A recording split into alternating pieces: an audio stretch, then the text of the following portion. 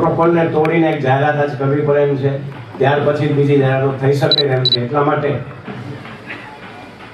મને જણાવતા ખૂબ જ આનંદ થાય છે, ગૌરવ થાય છે. અને જે નામ આપણી સમક્ષ મૂકું છું એ આખા ગુજરાતના ગૌરવ અપાવશે એમાં મને કોઈ શેષ નથી રહેતો. ત્યારે ખોડલધામના સમગ્ર સંગઠન અધ્યક્ષ તરીકે આજે અનારબેન પટેલની જાહેરાત કરવામાં આવે.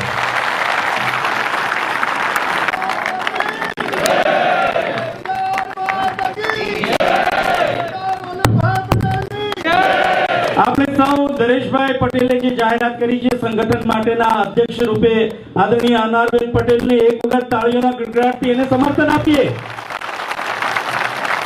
કન્ટિન્યુ.